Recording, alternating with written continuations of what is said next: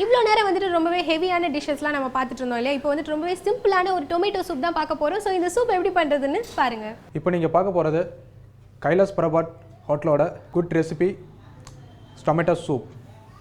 இப்போ செஃப் வந்து பண்ண போகிறாரு. இப்போ நீங்கள் அதெல்லாம் பார்க்கலாம். பொதுவாகவே குழந்தைங்கள்லேருந்து பெரியவங்க வரைக்கும் இந்த சூப்பானது சாப்பிட்லாம். இது வந்து பார்த்திங்கன்னா உடம்புக்கு நல்லா ஹெல்த்தி அண்ட் அருமையான ஃபுட்டுன்னு கூட சொல்லலாம். இந்த சாஸ் எப்படி பண்ணுறாங்கன்னா, நம்ம தக்காளி பழத்துலேருந்து அதை நல்லா மிக்சியில் போட்டு அரைச்சி அதை நல்லா கிரேவி ஆகிற வரைக்கும் நம்ம இது பண்ணிட்டு அதனுடைய இதை வந்து சாரை வந்து நல்லா வடித்து அதுக்கப்புறம் ப்ரிப்ரேஷன் பண்ணுறது தான் இந்த ஒரு வகையான ஜூஸ்.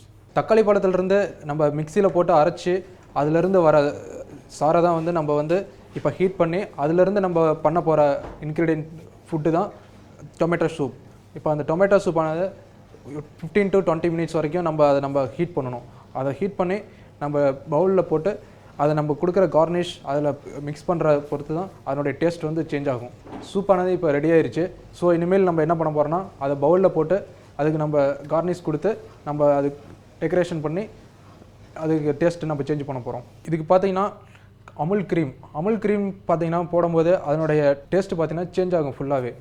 ஸோ அதுக்கு பார்த்தீங்கன்னா பட்டர், கொத்தமல்லி இதெல்லாம் போட்டு நம்ம மிக்ஸ் பண்ணி அருமையாக இருக்கும் அதனுடைய டேஸ்ட் எல்லாமே.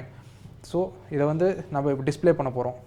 ஃபஸ்ட்டு நீங்கள் போடும்போது பார்த்தீங்கன்னா அமுல் பட்டரை நீங்கள் க்ரீமில் போடும்போது உள்ளே போயிட்டு மிக்ஸ் ஆகிட்டு அது ஃபைனலாக அதனுடைய லேயர் வந்து இதாகும். ஸோ அதை வந்து நீங்கள் பார்க்கும்போது அதை நீங்கள் டேஸ்ட் பண்ணி பார்க்கும்போது உங்களுடைய உடம்புக்கு ரொம்ப நல்லா ஹெல்த்தி ஃபுட்டாக இருக்கும்.